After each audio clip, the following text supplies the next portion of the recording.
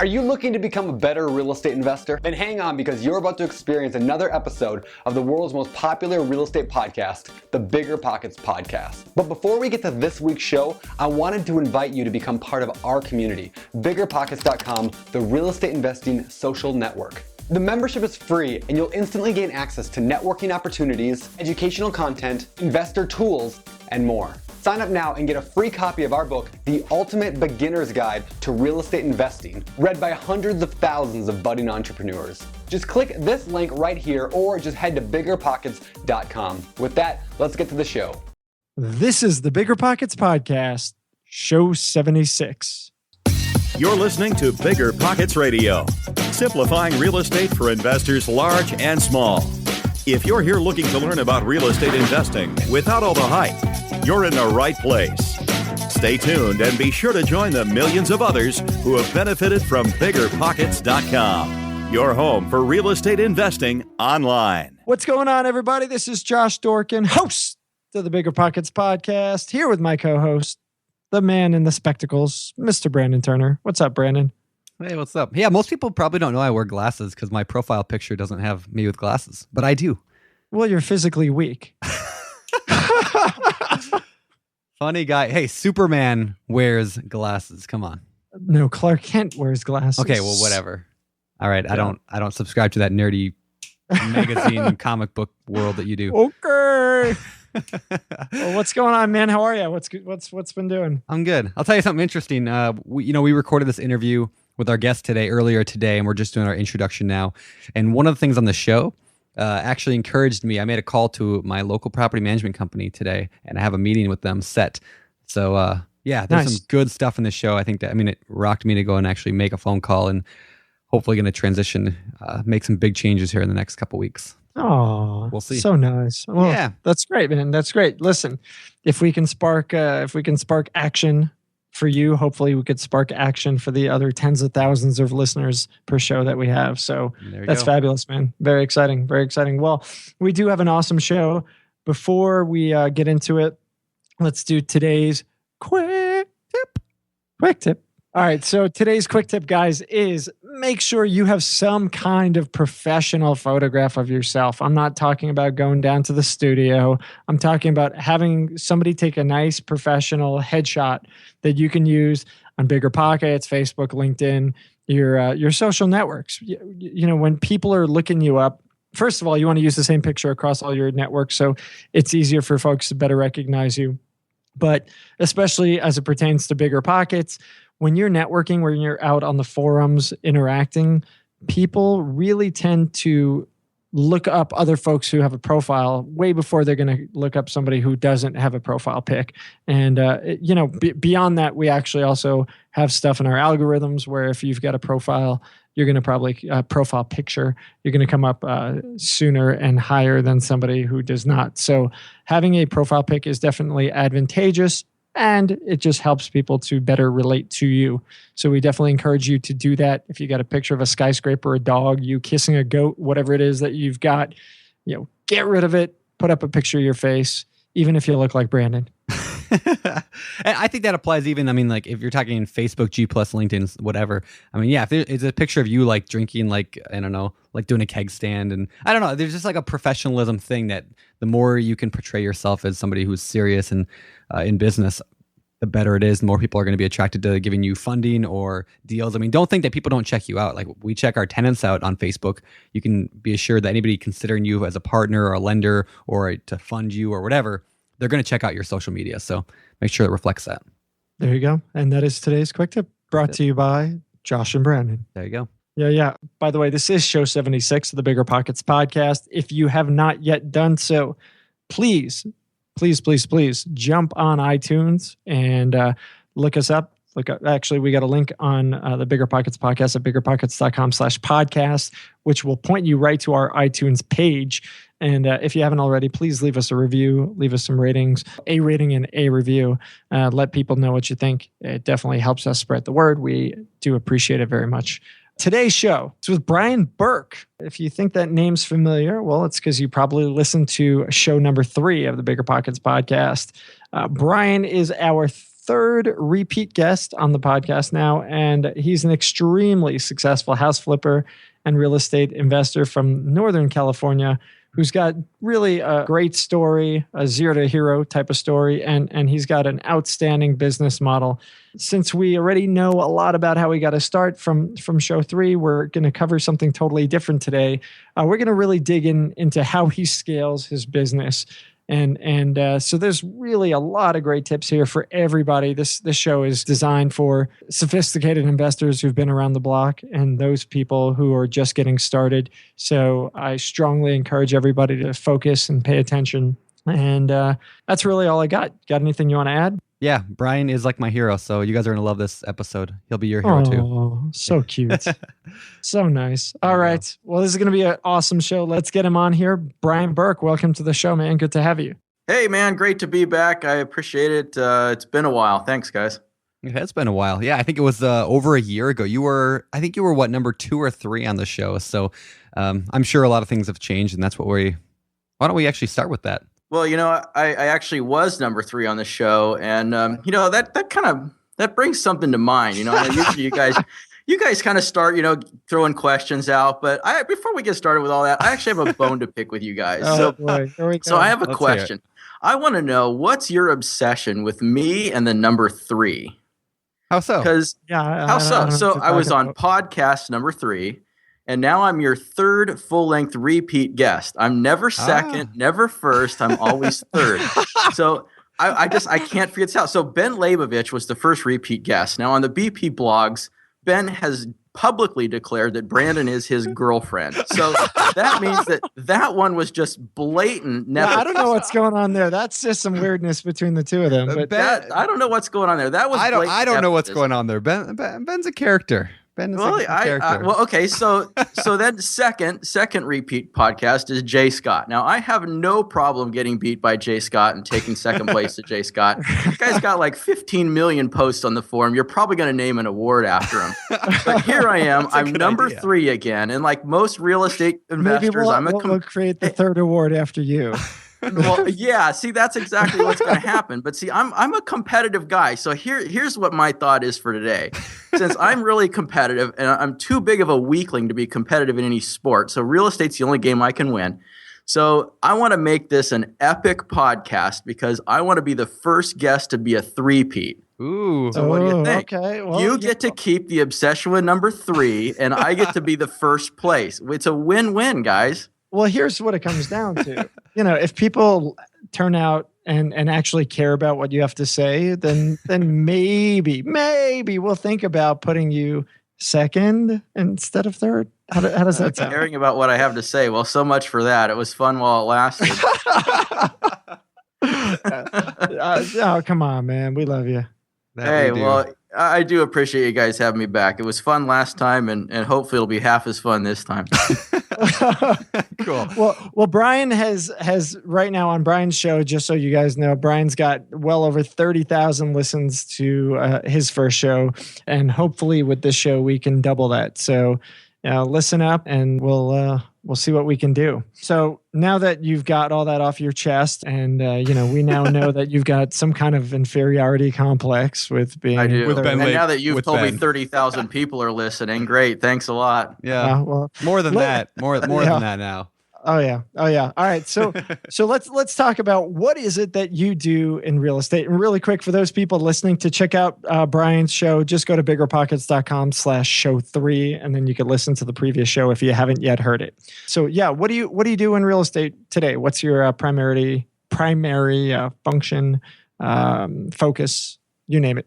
My primary focus is to just make money. There it is. And I'm one of these guys that I don't really care how that happens. It could be from buying and flipping single family houses. It could be flipping multifamily apartment complexes. It could be buying rentals to hold for appreciation. It could be development. I've done all of those different things. Of course, my favorite thing to do is to buy foreclosed houses, fix them up, and resell them. I've been doing that for 25 years. I don't know that I'll ever stop. I think it's somewhat of an addiction, but it's been a good business to me. I got into doing multifamily about 14 years ago and really enjoyed doing that. It's a great way to make much larger profits with, I think, considerably less effort than what you put in for flipping houses. Yeah. But those things are my primary things. Gotcha. And for those people listening, I mean, you literally started from nothing. You were a firefighter, right? Yeah, I was a police officer and firefighter at the same time for a public safety department, and I had nothing. I was eating macaroni and cheese and living off of my checking account's overdraft protection when I bought my first house using credit cards. So, kind of came from zero, and just went to a number with a zero behind it. Nice. And the goal of this show, we don't really want to rehash the stuff that we've talked about. What we want to do here is get into how you've really started to build this company and scaled it and gone from, the guy who's kind of single-handedly doing a few deals a year to a guy who's got a sophisticated operation, who's got a team, and who's really making things happen. So let's talk about that. How big is your operation today? Well, team-wise, about 15 people in core staff, and that's employees and independent contractors that work for us on a regular basis. In addition to that, of course, you have rehab teams, which are fully independent, and those cycle through all the time. So not counting the rehab teams, we've grown that large. We were as large as 25 at what I call the peak of my market, which is inverse to the peak of the real estate market. When the market was at its worst, my business is at its best. And at that point, we got pretty large. Had to scale down as the opportunity scaled down. And, we went from doing about 120 houses a year down to about 60 houses a year. So from a dollar volume wise, though, our business has stayed about the same. We're doing more expensive houses and fewer cheaper houses. So, we've got that going for us at least, and hiring now and again if somebody turns over. But other than that, we aren't really expanding at this point. Okay. Well, I think that's an interesting thing. And I never heard anybody phrase it like that before, that your market is the inverse of the real estate market. It's kind of a cool way of looking at it. So I think you actually mentioned that to me a while ago, I don't know, a week or two ago when we were kind of planning this, was you said at the peak of the market, I was doing X number of deals, and I was thinking 2006. And then you clarified with, no, the peak of the market for me was the bottom. So yeah, kind of a neat way of looking at it. And I want to maybe touch on that later in the show. We'll talk about like how to invest in that kind of a market. Like as things are getting worse for you as a business wise, how are you adapting to that? But we'll try to touch on that later. But really quick on that, but I know we'll get into it later, but really quick, it's interesting because I get approached by a lot of people who are always like, so what's going on with BiggerPockets? How are things growing? What's happening, in the investment market? Things are really hot in the consumer market. So what's going on for investors? And they're like, how bad did you guys get nailed during the crash? And I say, listen, savvy investors are going to make money whether the market's good, or bad according to the media, right? The market's always good if you're a smart investor. There's always an opportunity. And so I just wanted to kind of press upon that to folks listening, because I think it's important that, stop worrying about chasing markets, worry about learning the skills and strategies to learn how to make money in any market. There is. You're exactly right. There's always an opportunity, and you nailed it, Josh. You can make money in any market, but what you have to do is you have to figure out the strategy that works in the market that you're given. And real estate investing, I've said this a number of times, is like a stream that meanders through a relatively flat meadow, and the stream bends left and right. And if you're rowing down that stream and you row in a straight line, you're guaranteed you're going to run aground. You have to be ready to steer along with the meanderings of the stream. And the real estate investment market's the same way. You've got to look at what's going on in the market and determine what the best strategy is and the best location to implement that strategy given the market cycle. Yeah. I really, really like that analogy a lot, but I do have one question on that. How do you differentiate between that and chasing the shiny objects, right? Like you get into real estate and you're like, well, flipping's really popular right now, so I'm going to go flip houses. And then this is really popular, I'm going to go do that. How do you separate what's popular and what's good for your business to be able to navigate those turns? That's an awesome question, by the way. Well, you're describing the deal addict. Yeah, right. Yeah, pat him on the back, why don't you? Yay! I want him to feel good about himself. Yeah, exactly. Do you know where he want to stick lives? around for a while. Yeah. Yeah, it's you're talking about the deal addicts, right? And there's deal addicts out there that will say, I want to buy a deal just because I want to buy something. And I used to be like that. I used to be the guy, when I was starting out, that if there was a deal to somehow be had, I wanted to have it. And after a while, you learn why some deals are really worth passing up. You get your hand slapped a couple times, and you'll quickly find out that just getting an idea in your head that I'm going to do X, Y, or Z, despite what the market is telling you should or shouldn't be doing, and you just go and do it, that's how you get yourself into trouble. That makes sense. How do I know the market's bending? I mean, how do I know that I shouldn't be flipping now, or I should be whatever? How do I know I should turn my business to something a little bit differently? You got to look at what the market is telling you, and you've got to be able to read the signs. And one thing that I think I've been good at is interpreting what the subtle signals are that are telling you what direction you should take. For example, in 2004, the subtle signals were telling me that the market in California was due to have some kind of cataclysmic collapse. And I didn't predict that it was going to be as deep as it was, but I knew that something wasn't right. And it's intuitive, and you just have to be able to read the signals and just pay attention to what's going on around you. For example, if guys that are in, like mid-level jobs or even low-wage jobs are out buying $1 million houses using loans that have negative amortization, floating interest rates, and no income qualification, and you start seeing this happen, that there's a risk of collapse coming. And when you see it happen in mass, that risk is even greater. When you start to see the bubble mentality, look at stocks in 2000. What happened in 2000 with tech stocks? All of the inexperienced people who had no idea what they were doing were dumping their money into tech stocks in 2000. As soon as they stopped doing that, you have market collapse. Same thing with real estate. Inexperienced people who weren't reading the market were jumping in left and right and saying, I've got to buy a rental house. I know that the rents are $1,500 a month and the purchase price is $500, but I've got to buy one or I'll never get another chance. And you start to just, in the back of your mind, you think this isn't right. And that's the first warning sign. Other things to look for is the actual statistics and demographic information that's out there, like job growth, income growth, vacancy rates, new home construction. You have to look at all of these different things and couple that with what your intuition is telling you, and know that sometimes you just have to follow your gut, but you use the data to help guide your gut. Well, yeah. So what is maybe I'm kind of putting you on the spot here, but what does your gut tell you about today's market? Like, what are you anticipating? Our market's local, Brandon? I was just gonna say. I mean, just market? Calling you out here, No, you're right. So what is the market telling you about Northern California right now? That's where you're at, right? North of San Francisco ways. Yeah, I'm in the North Bay in San Francisco, and what my market is telling me right now is that there is a shortage of housing.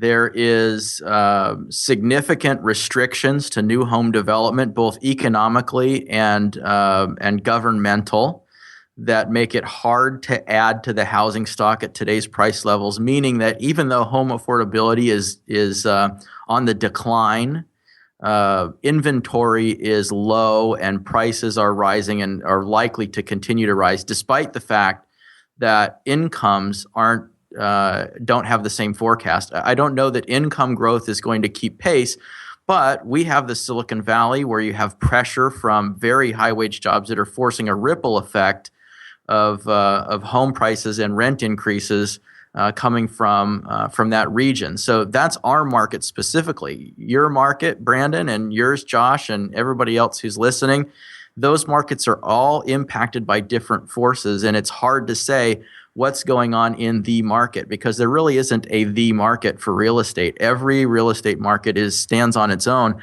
So what you have to look at is, if you're going to look at in your own backyard, look at your own demographics, look at what's going on, read the newspaper. If you're looking at somebody else's backyard, go learn about it and find out. So, as a real estate investor in Northern California, who wanted to buy multifamily apartments 4 years ago. I said, that strategy isn't going to work here, but it works in Texas. And so I started buying in Texas. It's just a matter of looking where you need to find, where you're going to find opportunity. Good stuff. Yeah. Good stuff. That's cool. Right on. Well, let's bring it back to you a little bit, instead of the prognostication type questions here. So when you first started out as a company, how many people did you have? Obviously you had you, but how did you, how'd you build it? Who were the first people that you brought on? I mean, were they working out of your house? How'd you kind of kick up the operation, so to speak? At first, I was the chief cook and bottle washer. I did everything. The one thing I never did do was pound nails. I'm not good at construction. If you give me some power tools, I can certainly make a mess, but I can't do anything constructive. I'm not Brandon. I can't get on the side of the house and fix the siding. And or Ben built a shed last week. Yeah, Ben built a shed. Yeah, I mean, still blowing my mind. Yeah, I don't know. When the first gust of wind comes along, I want to see if that shed is still standing. But by the way, for those people who don't know what I'm talking about, I will link to that post where Ben talks about him building a shed. We'll put that in the show notes at biggerpockets.com/show76. But anyway. Yeah, but anyway, I would never even try to build a shed because I know it would fall down in the first gust of wind. So I did everything myself. I did my own research. I wrote my own software for my business. I went out to the auctions and bought houses. I conducted the evictions. I used to file my own evictions. I sold my houses myself. I did absolutely everything. The first employee I hired was a bookkeeper because I couldn't keep up with the check writing and everything else I had to do. So started giving up the check writing part. Then I started giving up the data research part. My second employee was one, her job was simply to start inputting data that we retrieved for foreclosure auctions. And all of this at first took place in a home office. After about 10 or 15 years in working out of a home office, finally moved up to the bigger time and got a real legit office. Hired another person for accounts payable, and then 2008 happened.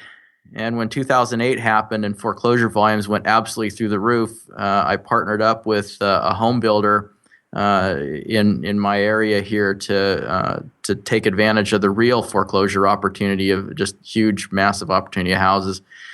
And that's when we started hiring in scale, started hiring property inspectors, project managers, superintendents, more accounting people. Then we started buying rental houses and needed to hire an asset manager to manage the property managers. And it just, one thing starts growing into another. And next thing you know, you're hiring people all the time. All right, well, let's talk about the property manager. You said asset manager to manage the property manager. I mean, at what point did you, and maybe you never did, and maybe you never managed, but what point did you switch from managing the rentals yourself, or did you never? And then how did you kind of transition, I guess, into property management? Great question. I was always a buy, fix, and resell guy. So I didn't have a lot of rental properties. I started off with a couple. I managed them myself. That was really early on. Very quickly, I learned that tenant management wasn't all that enjoyable. And quite frankly, I wasn't very good at it. Mm-hmm. So I just realized that it was better left to the professionals. So I sold the few rental properties that I had, did a 1031 exchange into an apartment building where it was at least large enough that I could support having third-party property management better than I could with single family, and got out of the tenant management business. Brian, really quick, how many units was that? That was a 16 unit. Okay. It was a 16 unit. It's a small deal. Can we actually talk about that real quick? I know you, just because we're there. Me and Ben Leibovich talk about, this is like the Ben gossip show, but me and Ben talk a lot about, because both of us are looking to get into, much larger apartment buildings, 100 unit plus, and he's a little bit more active than I am in pursuing that. But he talks a lot about that you need to have a large building to support a third-party management. Like he's looking for large because he doesn't want a small property manager. He wants one of the national ones, whatever. What are your thoughts on that? I mean, you did a 16 unit with a property manager. Is that, I mean, how do you scale that? Is an 8 unit too small? Is a fourplex too small for property management? Is that okay? How do you look at that? The way I look at it is it just depends on your situation. If you're trying to break into this business and you're trying to build a portfolio, nothing is too small. I mean, you've got to just do something. If you find a deal that works, I mean, don't go out there and buy something that doesn't work. But if you buy something where the numbers work, no deal is too small. Now, that being said, the larger the deal, the easier they are to run. I have a couple of 140 unit apartment complexes. They take less of my personal time than my 16 unit or an 11 unit or even some of my 4 units. It seems like the smaller the unit count, the more of my time ends up getting spent on them. Interesting. And now, is that because of the staff? Is that because of who's involved and who works towards those specific buildings? Or is it the tenants? Is it the location? What exactly would you say accounts for that? Primarily, it's in the larger properties. They're a business unto themselves. So if you have a 140-unit apartment complex, that apartment complex has employees. So when you guys asked earlier, how many employees do you have and how big is your business? Well, that's kind of a loaded question because I didn't even include those people. If you look at our apartment complex where we have 3 or 4 employees full-time at our apartment complex, that doesn't even count in my core business's employee count. So by virtue of having a staff, that means less time from me. I don't have to oversee it versus a 4-unit property where you have a property manager that anytime there's a repair over $100, they have to call you and then you have to tell them what you want done or not done. In an apartment complex, as part of the course of running the business, that stuff just gets taken care of, and your job is just to watch over the whole thing from a higher level. Yeah. Yeah. You know, it's interesting. I'm going through a lot of what you went through with BiggerPockets right now, where, you know, we're finding that we've got holes, right? You know, we've this thing used to be me slaving away and doing every single job. Then we brought on another guy and another guy and another guy. And it seems like every couple months now we're in the process of hiring, and it's interesting.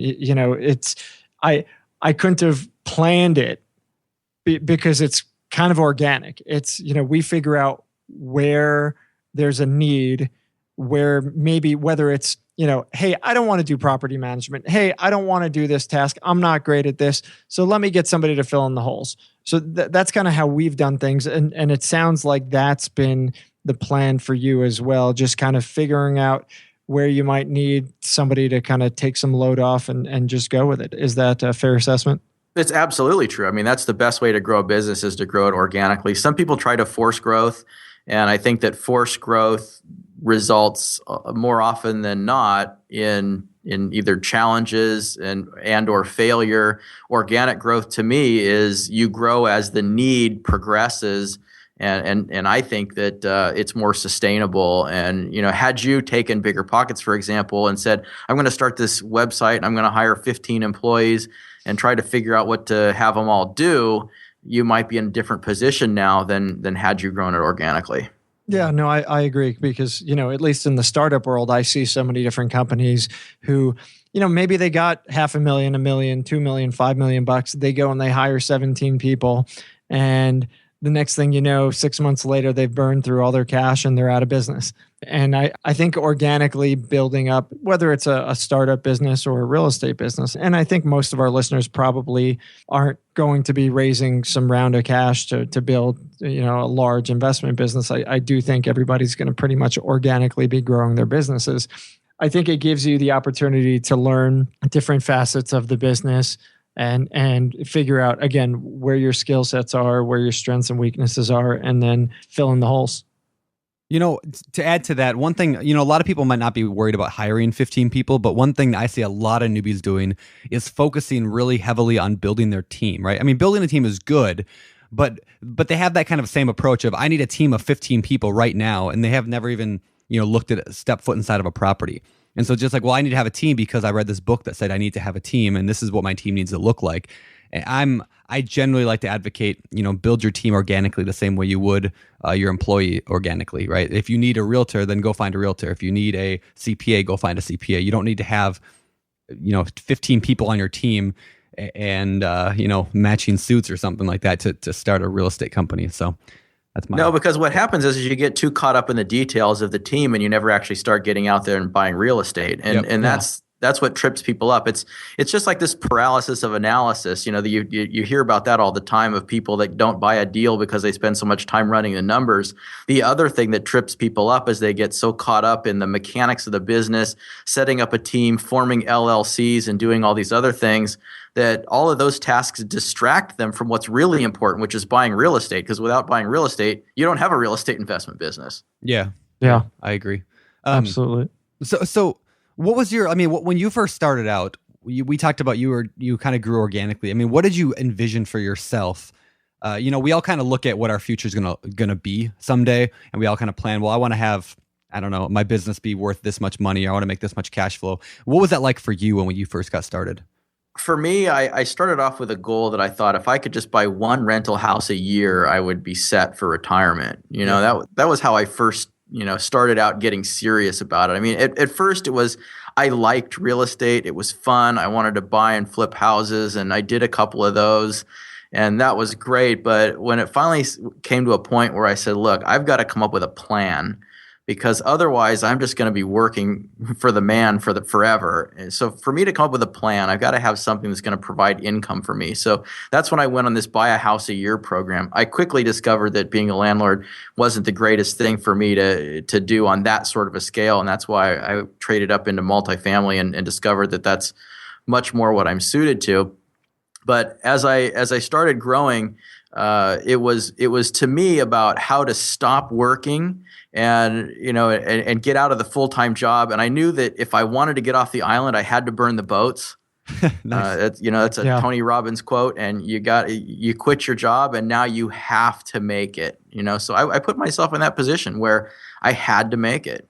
Well, let's touch on that. When should a person? I mean, is that a good idea for everyone? When should a person quit their job? I mean, are you telling our listeners, everyone, go and burn your boats right now, and let's see what happens? Uh-oh.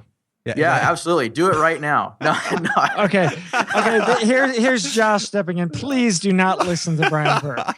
Yeah, exactly. Do not quit your jobs today because this guy says so. No, don't even listen to that quote. No, you know what? Again, that's an organic process, just like building your business. You don't want to give up the security of your income until you've gotten your business to the point where you know that it's sustainable. So for me, what I did was I looked at my track record. I had developed a track record while I was working of having bought, fixed up, and resold a few dozen houses. And that's a few dozen, not one or two, and quit. So after having done that and seeing that, number one, I could do it consistently. Number two, I could do it profitably. And number three, I could show other people what I was doing and that I was successful at it, so that they would want to jump on board and give me additional funding to grow it.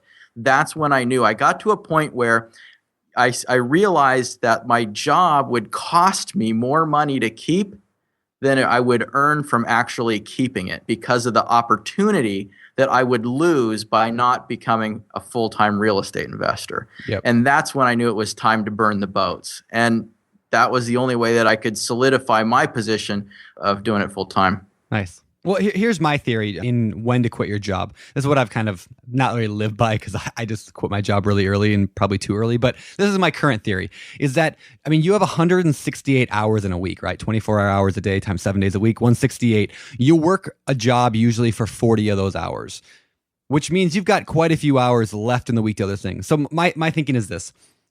Spend 40 hours a week at your job like normal. Spend 40 hours a week on real estate. If you can make that 40 hours on real estate equal more than your job, then I think go ahead and quit then your job and do it. But if you can't, if you're saying, well, I don't have time to do my real estate investments, I don't know. I think that's an excuse that people use. Like, if you can build your business, work, side hustle, do it in the evenings, do it in the weekends, whatever you need to, make your business make you enough money to quit your job, then quit your job and then pursue it. So that's how I approach it. Yeah, absolutely. I was working late into the night and all kinds of hours, and it was crazy. I mean, it felt like I was working 3 jobs, and you have to do that. You can't just say, well, I want to go do this real estate thing. I've never bought a house in my life, but I'm going to quit my job and go out and go do this. It's likely to fail. You'll wind up back to work again. Nice. Yep. Awesome. Well, so we're talking about building and growing and bootstrapping. So many investors have the need to bootstrap their way through the growth of their business, as we've kind of talked about. I guess my question is, what kind of tips do you have for folks in real estate who are trying to bootstrap their business? How do you kind of do it? How do you kick the ball off, so to speak? You have to start with a plan that has some shot at success. So don't say, I've never bought real estate before, so now I'm going to go out and go buy a 100-unit apartment complex. I'm going to raise money from investors and I'm going to go buy this thing even though I have none of my own. I mean, be realistic about what you can accomplish given the resources that you have at hand. So I think that's the first thing. The second thing is you have to be willing to take some risk, and you have to be willing to fail and fall flat on your face. And that's a very uncomfortable thing. And the only way that you can expand your comfort zone is to test its boundaries. And I tested my comfort zone's boundaries plenty of times. And in some cases, I paid the price for it. And in other cases, I was able to build upon small successes and make them larger successes. So I think that you have to take action. I think that you can't make excuses. You have to prioritize. You have to not get lost in the procrastination, not get lost in the minute details where, a lot of people will be like, yeah, I'm working on my real estate business today. I spent all day, going through all my emails. Yep. That's not buying you a house. I mean, getting out there and looking at property, looking at what strategies might work, going out and meeting people, networking, getting involved with BiggerPockets on the forums, finding out what's going on out there and what strategies are successful and what kind of melds well with your skill set. I'm not that great at tenant management, so I wouldn't want to be a small scale landlord. It just doesn't fit for me. So you have to find a fit. Yeah. Yeah. Hey, you raised something, and I was thinking about this. You're an active guy in BiggerPockets. You clearly don't need to be. You've got a very successful business. You've been doing it for 25 years. I was going to ask this at the end, but you just brought it up. So I was just curious. Why do you do that? What does it bring to you? What kind of value? A guy who's been around the block, many, many times and who's killing it. What does this site actually do for you? Well, it does a lot for me, actually. I first joined BiggerPockets because I thought I could give back, answer some questions, maybe provide some advice on something. I really didn't know what I was going to do, but what I ultimately found was, even though I have been doing this for a long time, and I think I've done just about every kind of deal under the sun, I've done 700 real estate deals, and that's actually properties that I've actually purchased and either kept or resold. It's over, I don't even know now, like $200 million worth of real estate. So I thought, I'm not going to learn anything from this site, obviously. I'm just here to give advice or share my knowledge. And what I found was quite the opposite. I found that there's a lot to learn out there. No matter how much you think you know, there's stuff out there that you don't know. And that's the beauty of this business. I'm a licensed pilot, and I like to go flying. And I went through flight training when I was in high school, and you learn how to fly an airplane. But you don't know it all. You spend the rest of your life learning things about flying an airplane and about better ways to land and just different things. And same goes with real estate. There's so many nuances that you can learn. And then beyond that, I started making connections, making friendships. I got to go out to dinner with Brandon Turner. I mean, who gets to do that? Wow, you didn't go out to dinner with me. No, I just drove you back to the hotel and dropped you off. Man, jeez. That was a good dinner. That was a good dinner. That was a good dinner. I went back there the other day, actually. Did you? Yeah. Where was that at? Santa Rosa? It was in Santa Rosa. Yeah, I went back there the other day and thought about you. And nice. It's just all the things that, expanding my network, meeting new people, and actually, get this is probably the best part about it, making even more money. And I said in the beginning of this podcast, you asked me what's my favorite thing to do in real estate, and making money is my answer. And BiggerPockets even does that for me. And I get I've gotten deals from people I've met on BiggerPockets. I've met partners on BiggerPockets. I'm working with Ben Leibovich on his multifamily project. I'm working with Sam Craven from Podcast 33. There's that damn 3 again. We're looking at doing a fund to buy rental houses in Houston, Texas. I never would have met those two guys had I not come to BiggerPockets. I've gotten investors from BiggerPockets. I could just go on all day about what it's done for me and my business, but this isn't an ad for BiggerPockets. It's just true. I mean, this is what happens when you're involved with a community, and for me, it's grown my business substantially. So, and that wasn't a loaded question. It was legitimately, I know that you get value from it, and I thought it was important for newer folks and any of the guys who might be listening who are at your level, who are sitting back and saying, I'm good. What do I need to dig in and get involved for? Well, there you go. There's your answer. There's your answer. I mean, you were talking about growing a business into a larger business. Well, one of the components of doing that is putting yourself out there and getting involved. You don't grow a large business on your own. I didn't grow my business larger until I got a partner to partner up with to help me grow it. You've got to get out there and build your network to build your business. Yeah. Do you have any good tips for people listening on what is 1 or 2 or 3 things that they can actually do, maybe on BiggerPockets, to do what you're doing? I mean, how are you doing this? I mean, I haven't gotten, tons of, I actually have gotten funding, but I haven't gotten as much as you have. So what should I be doing? What should other people be doing that you're doing that's working well for you? Well, what's working well for me is just talking about what I'm doing or helping other people sort out what they're trying to do. And this is what's interesting about BiggerPockets. There's people on there that read the forums that you'll never hear from. They'll never post. They'll never interact with you online, but they're reading and they see how you approach real estate as a business and form an opinion about you. So everything that you say on the forums is getting read by a potential partner of yours. It might be someone that might invest with you. It might be someone that will sell you a property or will buy a property from you. But whether or not they do business with you depends a lot on how what you say resonates with them. Mm-hmm. So I think if you contribute on the forums by giving sound advice or, helping people, other people reading that see that and say, wow, there's a guy I want to do business with because he knows what he's talking about. And people who know what they're talking about are successful. So if you approach it from that angle, I think you'll get business. Yeah, that's cool. Yeah, right on. To add on to that, just to, like you said, there's a lot of people who just read. Just give some numbers to that. I mean, we get, 1,000, a little over 1,000 forum posts every day, which is a lot of we're one of the most active forums on the web, period.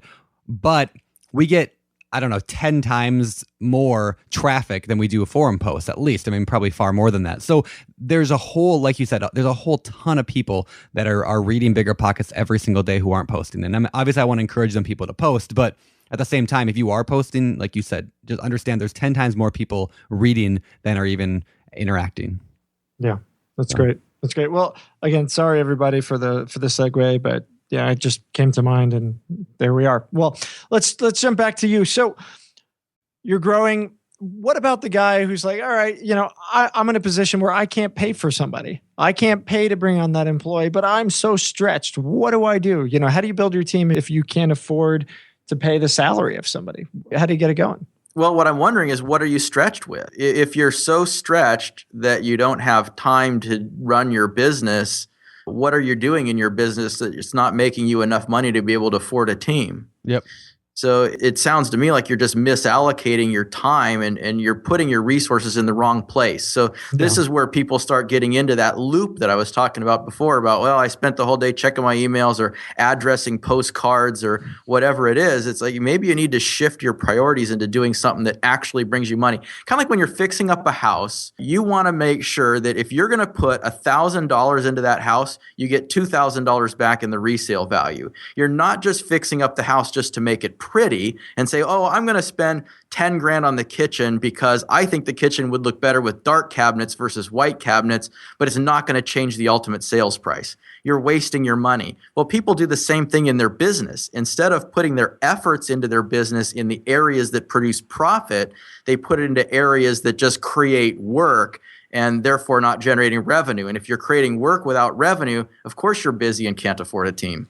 I got to tell you, I am probably one of the most guilty of that people on the planet. Yes, you are. And I did it, and I did it for a very, very, very, very long time. And yeah, I mean, I think it's a really easy trap to fall into for folks who are bootstrapping is, getting bogged down by the details, going on the roof of your house and putting a shingle on, or hammering nails. Fixing your siding. Yeah. I mean, putting up your own shed. What, at some, Ben. So it's hard. It's hard to get that mindset. Again, I am extremely guilty of this. I've been running BiggerPockets for almost 10 years now. And for 3/4 of that, at least, I was focused on the details. I was focused in the business versus on the business. And, I think there was a lot of value to it, but I also, looking back, say, oh my goodness, what if I had, stopped and brought some folks on and kind of started to scale it sooner? That said, there is this fear that people, and I think it's a rational fear that people face, which is, it's not going to get done the way I want it to get done. I'm going to get stretched. We've got all these fears, right? Of course, it won't get done the way you want it to get done because, that's the classic mentality of the self-employed person is right. I'm the only one that can do this if I want to get it done right. Exactly. And look, Josh, I was in the same boat as you. I've been investing in real estate for 25 years. We've already said that. But you want to know how much money I made in my first 10 years in this business? Zero. I made nothing. I mean, I might have accumulated a little bit of property, got up to doing a multifamily or whatever, but I made nothing. And the reason I made nothing is because I was so bogged down in the details of doing absolutely everything. Like I was writing my own software. I was going out and doing everything. I was looking at all the houses. I was doing all these things.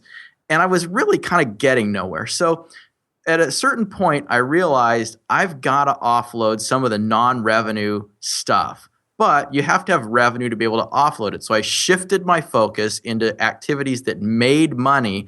That brought money in that allowed me to afford to hire somebody to do the stuff that wasn't making me money, which made even more money. So it was all a part of making a foundation for the business. So that stuff you went through, Josh, it's necessary to build the foundation of the business that later allows you to scale it up. Yeah, I agree. And I think looking back, what you said it twice now, is something that really resonates. If you're bootstrapping, if you're scaling your business, find those keys that are going to make you money. Now, it may not directly be something that makes you money, but it's something that indirectly affects you that makes money. To Brian's example about licking envelopes, if you're sitting around licking envelopes, for 3 hours a day, instead of spending X amount of dollars for a service, and we got all these vendors on BiggerPockets who do this stuff, right?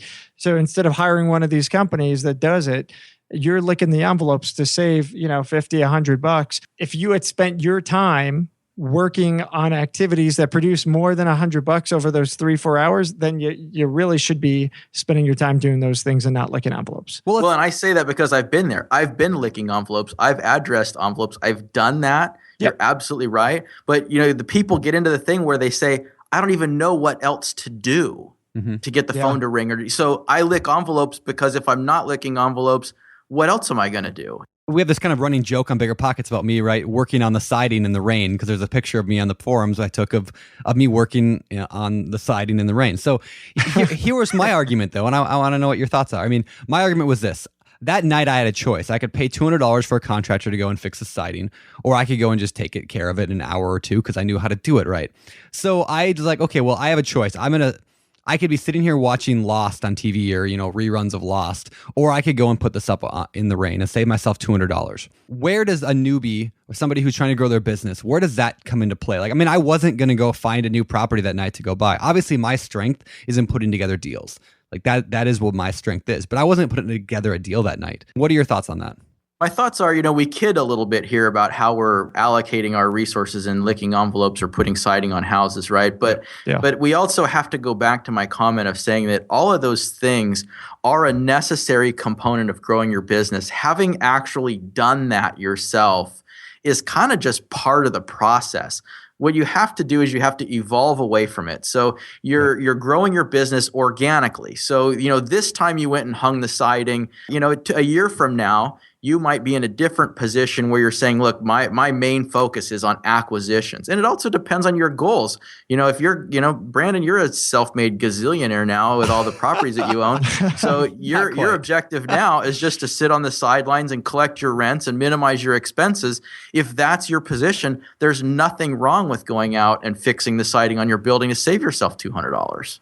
Yeah. Yeah. Well, I look at it like mowing the lawn. For years and years, I got a decent lawn. I take pride in my lawn, and I hate mowing the lawn. Absolutely loathe it. It takes an hour or so to do it. And, forever I was just cheap about it. I was like, you know what? I'm going to do this. I got to get it done, so on and so forth. And one day I was like, you know what? That's an hour out of my day that either is better spent with my kids. I value an hour with my kids more than the $26 that I pay the guy to mow my lawn. And I value my time at work is worth much more than that. So, one day I was like, all right, I'm done. I'm giving it up. I'm not mowing the lawn anymore. I'm going to pay somebody. And it's hard. You look at the bills. You're like, okay, this is adding up. I just spent, this much on mowing the lawn. But you got to do the math. You got to do the math on the time value of your money and your availability to do other things and, do the equation and see where it fits for you. Yeah. To add one more thing and then we can, probably move on from this, but I want to talk about my biggest mistake in all of real estate investing. And that was when I started buying property, I didn't account for having to hire a contractor to pay him $50 an hour. I didn't account for a property manager to charge me 10% a month to manage the properties because I said, well, I only have one or two. Why does it matter? That's why I was out on the roof in the rain fixing siding. And that's why once in a while, I hardly do those things anymore, but that's why for years I still manage my own properties. Because if I were today going to transfer my properties over to property management, I would lose $3,000-$4,000 a month. I would lose almost all my cash flow overnight because all of a sudden I switched to property management. Because when I started, I didn't plan for that. And so I think a good way to scale, a good way, and just lesson I've learned is a good way to scale is to make sure when you're doing the math, when you're doing the numbers, account for those things that you eventually will have to have in order to scale. Otherwise, you get put in this box that I feel like I'm in where I can't really do anything but manage myself because that's how I set it up from the beginning. Well, here's what a lot of new real estate investors underestimate, and even somewhat experienced investors make the same mistake, is they underestimate the importance of the acquisition as it relates to the successful outcome of that investment.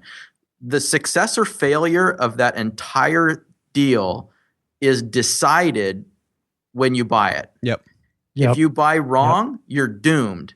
If you buy right, you have a much better chance of a successful outcome. So, and then there's variations in between, Brandon. I'm not saying you bought wrong. I'm just saying you bought at a level that worked for you based on the information that you had at the time and the expenses that you estimated at the time. Now that you know what you know, if you were to buy that same property again, you would probably still buy it, but you would probably pay less because you would say, if I pay $20,000 less for this property, then the price to rent ratio and cash flow, et cetera, are going to allow me to afford to pay a property manager or allow me to afford to pay someone else to make that repair, and I don't have to do it on my own. Yep. And another side of that too is, I don't regret the decisions that I made to do that. Because, for example, the thing that takes the most of my time is the apartment complex. It's a 24 unit, though I bought it with no money down. $0 down. Now, I could have put 20% down, taken $100,000. I didn't have $100,000, but if I would have, I could have put $100,000 down. My mortgage would have been significantly less. I would have had significantly more cash flow. That would have paid for all the management that I could need on that property. Essentially, so what I made a choice. I traded what I did have, and that was time and that was the ability to fix things. And I traded that and I quit my job the day I bought the apartment complex. So a few months before, but I knew I was getting it. So that's why I quit my job the second time around, was to do that because I knew I could trade my creativity and use my skills in place of a cash down payment. So again, I hustled and it worked, but now I'm in a whole new place now. So now I can look back and say, well, now this is what I'm going to do from here on forward, and hopefully help other people who are in that place to be able to do that. And that's what Brian was talking about in the beginning of the show about crossing the river and that meandering that's happening. You know, I mean, where you are today isn't going to be where you are tomorrow, and you have to be, you know, ready and willing to shift if you have to. I mean, and let me just flip this on you, Brandon. I know this isn't the Brandon show, but I'm sure the listeners will appreciate it. So, you know, given that you bought it at the price you bought it at, and given that you bringing in property management would kind of damage you, right? It put a dent in your cash flow.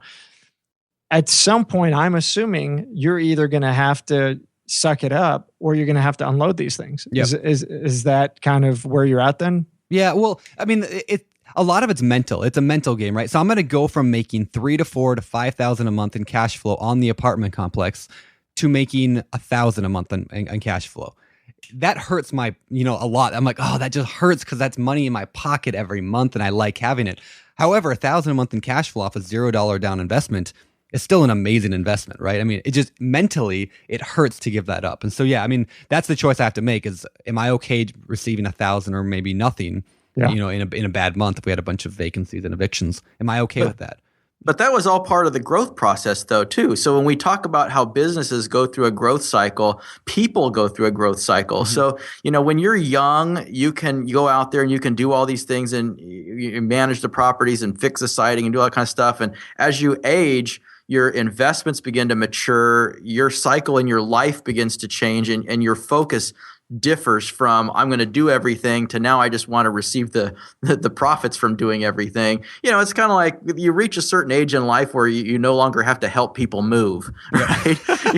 So I mean, it's the same thing in real estate. You reach a certain point in your business where you no longer have to go out and fix siding. I mean, all of these things just evolve, but you still have to experience that for yourself because going back to your acquisition, Brandon, and talking about how, well, maybe I would have bought it differently if I knew now what I knew then, what I know now. I mean, it's all part of experience, right? And I mean, experience, good judgment comes from experience, and experience comes from bad judgment because we don't know what we don't know. We make mistakes. We learn from those mistakes. We say, okay, next time I would do it this way. And so that next time comes along and you do it that way, and then your business grows, and then you do it, and then it grows, and then it grows. Yeah. And I think that's that's really, really good. And to emphasize one more thing that I've seen in your life, I mean, you mentioned earlier that you're working with Ben.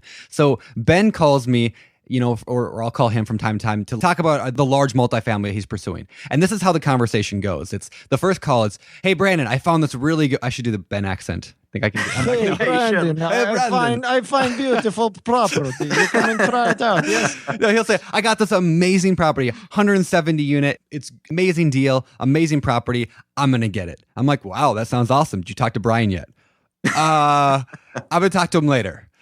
Next day he calls me back. Yeah, that was a terrible deal. And so what that does, I mean, like honestly, like he's piggybacking off your experience. And so like he's gaining that the same thing that he could get by failing, by messing up, by buying a property that was too expensive. He's get it by piggybacking on you and on your experiences and your failures. And that's just one thing I want to emphasize, that if you're trying to get into real estate, like it's okay to piggyback on someone else. Like it doesn't mean you have to partner with them, but you could, just become friends with them, talk to them, get in a call with them, get in the forums with them, whatever.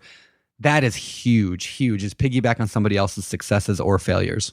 It is. Well, that's called a true mentorship. I mean, that in my mind is, forget these guys who are charging whatever they charge. I mean, that's what a mentor is.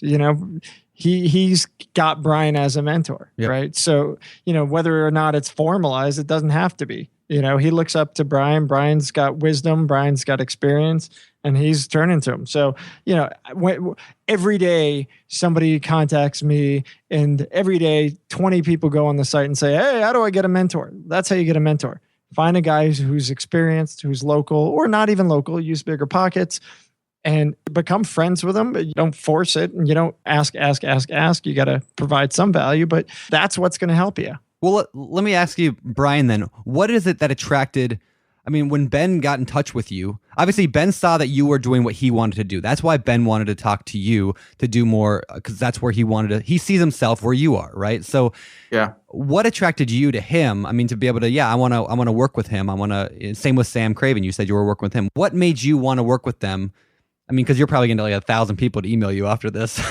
Yeah, I know, right? Yeah, but like, just don't give your email address at the end of the show. But why? Yeah, what is it though that made like when people, I don't know, for people who want to mentor somebody like you, what is it that made you jump on to that bandwagon? I'll go right back to what I was saying earlier about how BiggerPockets works and how it works for people and how it works for me. You know, you read what people write, you hear what people have to say, and you form an opinion in your own mind about how that person works and how they think.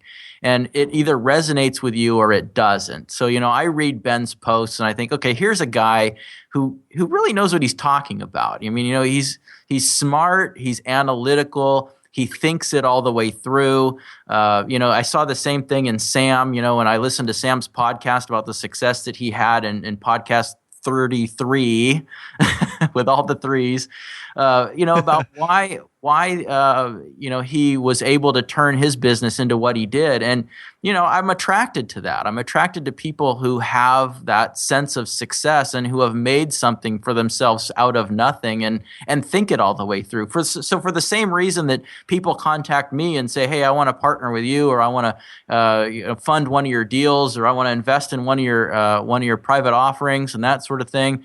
The same thing goes in reverse. You know, I see people out there and think, gosh, you know, here's a guy who's really got it together. You know, there's guys out there that you read what they have to say and you just go, wow, you know, that's the way to think. You know, Jay Scott's one of those guys. You know, he writes these great books and all this stuff, and you say, well, here's a guy that really knows what he's talking about. Yeah. All right. So how do you transition that? You know, we're talking about mentors, but how do you then transition that to find somebody similar to add to your team?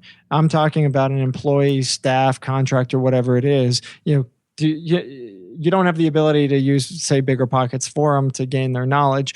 When you're hiring, what's your process of vetting somebody? It's just the same conventional thing of going through the interview process. And, you know, my interviews are a lot different than most people's interviews. You know, when, you know, it's not tell me about yourself and, you know, and what are your strengths and weaknesses. I mean, my interview process is centered around getting into someone's head. I want to know how they think. I want to know what makes them tick. I want to know what they've done and why they've done it. And then it's either going to resonate and gel where I see, okay, there's a fit here, or it's not, and I realize there isn't a fit. And, you know, I'm not hiring necessarily off of skill. I can train skill. I'm hiring off of aptitude and attitude and a willingness to be part of the team and learn. And, you know, I think those are the most important components in an employee. They're important components in a partnership. And they're important components in me as a leader of a team as well. So we all have to be on the same page. Yeah, cool. That's good. So if you know, you've got somebody who comes to you and says, hey, listen, you know, I'm doing, you know, 20 houses a year. Things are going well. I want to be in your shoes. You know, what one piece of advice, I guess, would you give to them when it comes to scaling their business? First piece of advice, and probably the most important, is document your track record. If you've done 24 deals and now you want to grow, you're not likely to grow without raising outside capital in some form. And you're not likely to raise outside capital in any form without demonstrating to the holder of the gold, so to speak, that you're worthy of the money. And so there was a post not long ago, within the last week or so, on BP that I had answered, and the question surrounded raising money from investors and why is it so hard? It's hard because people have to trust you to part with their money. So if you want to grow, you got to have the funds. If you want to have the funds, you got to be trusted. If you want to be trusted, you have to be able to show, number one, you know what you're talking about, and number two, that you have a track record of success. So document that. I have a sheet that goes all the way back, you know, 700 deals. Every one of them's on there. I mean, people can see exactly what I've done, whether it was successful or not. and make their determination of whether or not they think that I would be a good risk for them to invest their capital. And, we've raised about, we're a $30 million company now that came out of nowhere. And that happened in a very short period of time in the last 5 years, most of that growth. And it was all because we were able to demonstrate a track record. So if that's your position, show your track record, and then the growth will come. I really love that advice. And mentioned Jay Scott a couple times on the show. I think Jay was the first guy I'd ever seen publicly document his track record. Right. He created his blog 123 Flip. And on it, he literally was creating these meticulous records of each property that he went and flipped. And it's an enormous tool for folks to learn how to flip houses. You see how this guy went through from his first one, how successful he was, what he did right, what he did wrong, and I encourage people to do that. I mean, for him, it kept him, it keeps him accountable. He still records stuff. He's now got a website for a new his home, which he's building, from scratch, basically. And so I guess I'd recommend whether you're doing it on paper or if you want an extra layer of, I need to keep myself accountable, go out there and create a blog, and document it. And, it's also a great way to find partners and find people because now you're publicly sharing your experiences and your successes and failures. And that's actually why we have our success story forum on BiggerPockets. We want people to share what they're doing. We want them to show what deals they've done, what they're accomplishing, because as you do that, other people are going to see it and they're going to say, wow, that's great. This guy just closed his 17th deal, his 34th, his 500th. And these numbers look fantastic. That's the kind of guy I want to work with. That's why it exists. If you aren't using the success forum on our site, it's just another tool. My first track record really was a spreadsheet that showed purchase date, address, purchase price, resale price, that sort of thing with this vital statistics. I was the worst guy ever about actually showing pictorial representations of what I was doing, before and after pictures and that sort of thing. I had very little documentation, and I realized that was a big mistake and a big area of improvement for our business. So we've been on a campaign recently to get better photographic documentation of our rehabs, just to show people a more tangible thing than the numbers, because I think that's important. So I just did my first post in the BP Success Forum for a kind of like a flip diary. I flip number 653, and it's my first one that I've actually put on BiggerPockets to show, because it was like the worst house I've ever done. It's going to be the most amazing visual transformation. Is that the cat? I had to post this is the hoarder house. The hoarder, the cat litter, the cat litter flip. Yeah, let's talk about that real quick. Like, because people who this is a deplorable property. Yeah. Like, from visually, I saw this and I vomited in my mouth. It was awful. Imagine walking through the front door. Oh my poor goodness. wife, she went to the front door with me. I opened the front door. She turned right around and got back in the car. Nice. And we will link to the forum. I'll link to that in the show notes as well. So everybody, make sure you check out. I mean, you will not believe these pictures. I mean, I don't believe them when I've seen them. So yeah, check it out. I know this isn't really about scaling your business, but maybe just real quickly, how did you get this property? And I mean, what's your plans with it? It was funny. I've never done direct mail. I've always bought most of my properties at the courthouse steps. And so I was trying to get into the direct mail side of the business, and I was reaching out to people on BiggerPockets who I thought were good at direct mail and would be able to provide some advice. And through the course of those discussions, I ended up in a conversation with a guy that said, hey, while I've got this property that came into me as a lead. And it all started from there. And, it was a guy I met through BP, and we took a look at the house. I sent my acquisitions guy down there.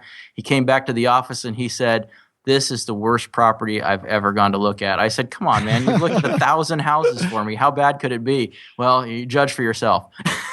Yeah, it's bad. It's bad. Yeah, it is. But wait till you see it. We're almost done with the rehab, and I'll keep posting pictures on it, and you'll be able to see the progress all the way through and fast forward, so to speak. It's pretty amazing. But finally, I'm getting to the point where I'm showing people a little bit more about what it is in a format that resonates with people on an emotional level versus just numerically. Yeah. Yeah, for sure. One other place that people can, go to do that is on BiggerPockets. There's a place called the Member Blogs. A lot of people don't know about this area of the site, but if you go to BiggerPockets.com/blogs, there's a number of people who are doing exactly that. They're just writing their day-to-day or their week-to-week or month-to-month struggles, successes, whatever, as an investor. So that's kind of cool too. So people should check that out. And if you want to start a member blog, it's totally free, and you can add photos and all sorts of cool stuff. So anyway, yeah, that's cool. You can do it on the forums too. I know like Wendell, who we interviewed on the show a few months back, he's doing that as well. So on Life of an Investor, I think it's called. It's I cool saw that. thread. That's what inspired me to do this. Okay, so cool. Thanks, Yeah. Wendell. Yeah, it's a cool thread. Just kind of every day, like what he does to. Yeah, but now here's the thing, right? So you now know Wendell, right, Brian? I mean, you may not know him, but you're like, oh, wow, this Wendell guy, he's out there. He's rocking it. I like how he's doing it. I like his approach. And maybe at some point you say, okay, this is the type of guy I want to work with. Yeah, that's exactly how it happens. Yeah, that's exactly how it happens. Yeah. Hey, cool. I'm curious. I know we got to slowly start wrapping this up, but I want to talk a little bit about when you get bigger and when you start to grow, you endanger yourself of getting sued more often, right? I mean, like, yeah, absolutely. Has that happened to you? And how do you prevent that? How do you get away from ever being sued? Yeah, it does happen, and it has happened to me. And the thing about being in business, if you haven't been sued yet, you just probably haven't been doing it long enough, because it's inevitable. Tweetable topic right there. Yeah, there you go. Yeah, exactly. There's one for your show notes. Yep. It happens to everyone. Even when I like to think that I do everything right. I try to be fair with people, honest, and just do everything on the up and up. And even despite all that, once in a while, something's going to come along. And I've had a few of them. I've probably been sued a half a dozen times. And most of the time it's related to foreclosure actions where I was the purchaser at the foreclosure auction. And this kind of goes back to when I see people on the forums all the time say, oh, I've never bought a property before, but I'm thinking of going to the auction and buying one at the courthouse steps. And scary. Yeah. I mean, if you take a look at my flip that we were just talking about on the forums, that's a house that from the street, which is all you get to see on an auction house, didn't really look that bad. You never would have imagined what you saw on the inside, and you wouldn't have found out till it was too late. But there's also other things that come up when you're buying at the courthouse steps. And, sometimes you'll get an owner that thinks they were wronged and, they sue their lender. And in the course of suing the lender, they also have to sue the purchaser. I'm involved in one of those right now. I've spent $140-something thousand in legal fees. Oh, my gosh. Trying to clean my title. We've already won the lawsuit, but I still don't have clean title, and we're still paying money in legal fees to get clean title. And I don't even know how long it's going to take. I've had others that have cost $20,000 to $30,000 just to defend our position. Oddly enough, every lawsuit I've ever been involved in, I've won, and that goes back to always being sure that you do the right thing, but you never prevent it. So people talk all the time like, "Well, I'm gonna set up an LLC." Yep. So that I was just gonna ask you that. Isn't an LLC the cure-all? I knew you were gonna ask me that. Yeah. See, I read your mind. I'm gonna set up an LLC so that I can prevent lawsuits, or I can insulate myself from lawsuits. And if you're not out there, doing the wrong thing, the likelihood of you getting a judgment rendered against you is fairly low. And if you do, you have insurance, hopefully, to cover that. But what isn't covered in every case is your legal costs, and that's really where the expense comes in. So, I don't know. I think LLCs are great if they're necessary. I don't think you need one. And, if you have a partner and the two of you are going to buy a house together, having an LLC, gives you a vehicle to take title without having the intermingling of his personal debts get involved with the deal or whatever. But for lawsuit protection, I just think they have limited value.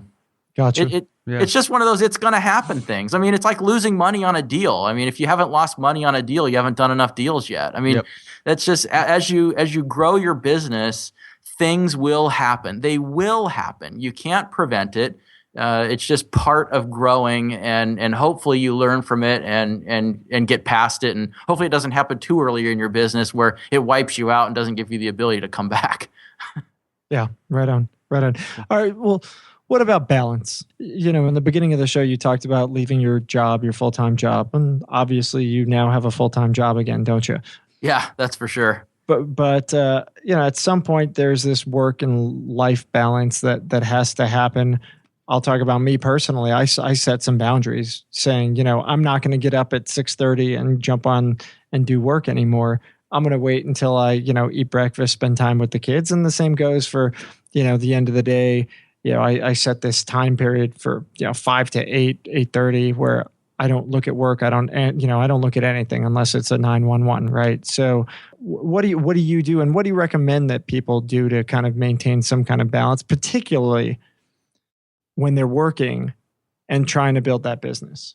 Yeah, it's really tough when you're working and building your business. And I know that I was particularly bad at that balance. So I'm probably not the best guy to give advice on how to balance that when you're doing it. Because, I worked a lot and it was just part of the process. And I looked at it like this. I'm paying my dues now so that later on I get the payoff of not having to work a job and do real estate investments and working for myself and having more flexibility. That outcome comes at a price. And, the price for me was I didn't have a very good balance when I was in my 20s or even my 30s for that matter. But, over the course of the last few years, I've gotten a lot better at that balance now that, I've got more employees, I've got more systems, I've grown larger. I can start to step back a little bit since I'm not involved in every decision. I like to take vacations. And when I'm on vacation, it's like I'll check my email in the morning and maybe again at night, and the rest of the day I'm off work. Yeah. I like to spend time on the weekends with my wife and just do things. We like to go for walks where I don't have a email in my hand or anything like that. We just kind of reconnect at the end of the day and during dinner and just kind of setting that time aside as your own personal time. It's not easy, but you've got to do it. Yeah. Yeah. And that's one of the things that one of my big pet peeves about kind of society in 2014, you go out to a restaurant and you see, the family, the kids are on the pads and the wife and husband are clicking away and typing away. And, they're not sitting down at the table together or if they are, everybody's on a device. I think it's really, really important. Not just for a balance, but frankly, I think it's important for the future of our society, really, and relationships between people and humanity, that we create some kind of separation and distinction with when we're at work and when we're not at work, and the devices, putting them down for a couple of minutes or hours and set, pretty dedicated time for yourselves. But when you have a chance to clear your head, you recharge your brain. And when you recharge your brain, you think better and clearer and you get more done. And it helps to grow your business when you can be creative and think. And like you, I'm not the guy that gets up at 5 a.m. And, a lot of people might think, well, if you built a big real estate business, you must be the first guy up because everybody knows that the early bird gets the worm. Well, I use a different one. Brandon, I'll give you one of your tweetable moments. While everybody else says that the early bird gets the worm, my philosophy is that the second mouse gets the cheese. There you go. So I say, I'll get up later. I'll let you go buy that property, and I'll buy it when you lose it in foreclosure. Or wow, it was all flowers until then. That competitive side came back. There it goes. Yeah, number three. It's how I treat my business too. I wait for the right thing to come along, and sometimes waiting means that you're not just busy. You're just standing back and observing and watching to see what's happening, and then you leap when it's time. Yeah. Right on. It's all like it really wraps back to what you said earlier. It's all in your purchase. If you're just trying to buy everything you possibly can, you're going to make mistakes. If you wait for the right deal and wait for the perfect thing, I think you're going to do a lot better. So. Yeah, been there, done that. It's not fun. Yeah, very cool. All right, well, hey, did you guys hear that siren? It's time for the fire round.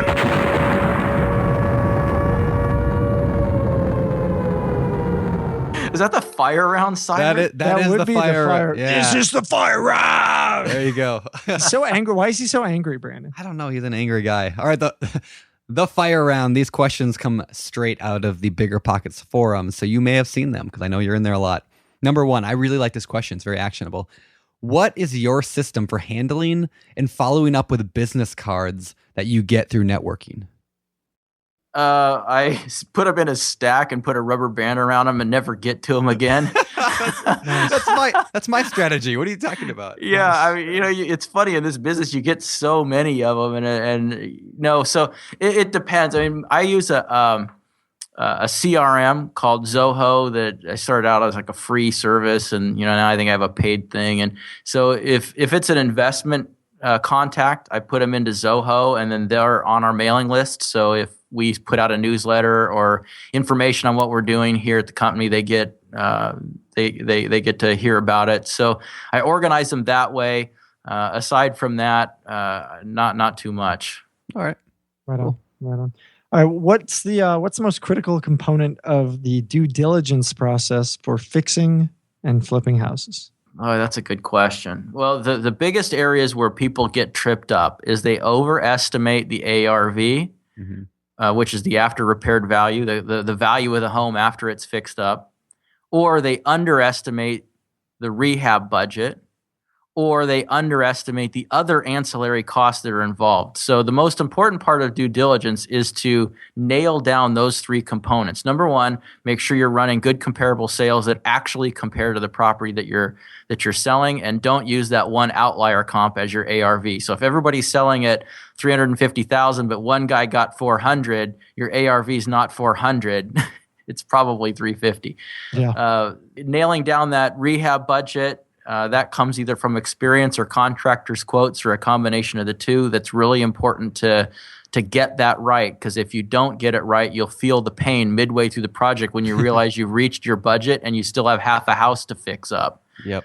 And then finally, the third component of the ancillary costs is talk to the title company and other vendors that are involved in acquiring and reselling property to figure out what those costs are, and don't forget that they're there. This isn't a television flip show where you sell the house for $350 and you spent $100 to buy it up and $50,000 to fix it, which means that you made $200,000. There's other costs in between those two numbers that need to get subtracted as well. Don't get tripped up by missing that. Cool. And I have to plug it here. If people want to go to biggerpockets.com/calc, you can check out the house flipping calculator that we made. So check it out. Sweet. Yeah, it'll help you with that.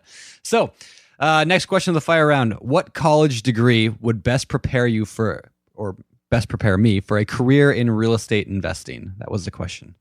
You asked the wrong guy with a high school diploma. Really? Surprised? Yeah, There you go. I am. I think that's awesome. It just shows that you don't need to have a college degree to do well in real estate. Yeah, I don't think so. I mean, I think that I love people with college degrees because they make great employees. Not to say that you can't be an entrepreneur. I don't want to offend anybody that has spent a lot of time and money on a college degree, because it's I don't think you have to have a college degree to do this business. Now, I will say this. I do have a degree. And I have a PhD in the School of Hard Knocks. Yep. Yeah. And I think that my tuition for said degree is probably fairly similar, if not even more than the tuition that most would pay for a scholastic PhD. So I think that having a real estate education and a finance and investment education is probably very helpful and would have kept me out of a lot of trouble. There was a point in time where, I took some big hits, fortunately not with any deals that I had with investors, but in my own personal portfolio, because I always try to do a new strategy on my own before I bring investors in on it. And if I don't know what I'm doing, because that's when you're going to make your biggest mistakes. So I made my mistakes on the way to that PhD in the School of Hard Knocks, and those mistakes cost me millions. Wow. And so I think a finance education and an investment education might have prevented me from having to cough that up. By the way, I love that idea. If you're going to experiment, don't experiment on someone else's dime. Yeah. Do it on your own. Yeah. No, I mean, it goes back to what I said earlier about investors. Investors want to invest with you because you have a track record. Yeah. And so that just because you have a track record of flipping houses doesn't mean that you can go raise money to buy apartment buildings. Guys want to know that you're good at doing apartment buildings too. So anytime I'm in a new strategy, I'll try it on my own before I go out and raise money for it. And if I'm good at it, I'll go raise money. And if I'm not good at it, I move on. So don't expect to find me doing any more hotel development. I've been there, done that, got the T-shirt, lost my money, and I won't do it again. Nice. I'll stick to what I'm good at. There you go. Do you think a written business plan is needed to be successful? I do. Now, that's kind of a loaded question, Josh, because a written business plan is thought of in a lot of different ways by people. I mean, there's the simple one where you say you've written down your 20 goals and you paste it on the fridge and you read them every morning. There's that kind of that could be called a business plan, but you have to have some kind of. So let me look at one of my investment funds, for example. If I'm going to go out and start a private offering to raise money to go buy an apartment building, or a portfolio of rental homes, or whatever the case may be. And Josh, I come to you and I say, we're going to go buy this apartment building at 123 Main Street, and we'll probably make $200,000 or whatever it is. Would you want to invest in it? What are you going to tell me? Yeah, you're going to say, well, geez, you got to show me something. Yeah. Let me see what that means. So I have to show you a written business plan that shows this is what the income's going to look like and everything else. So without some kind of a plan to set the course, you've really got no tool to use to sell yourself or your investment. Yeah. Good stuff. I like it.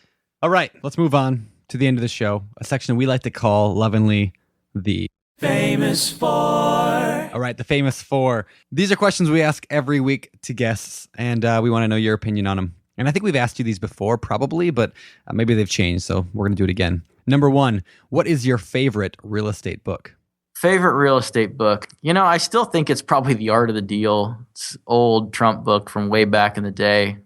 I don't have a lot of time to read books. I don't even have a newer one because I just haven't had that much time to jump back into the reading bandwagon.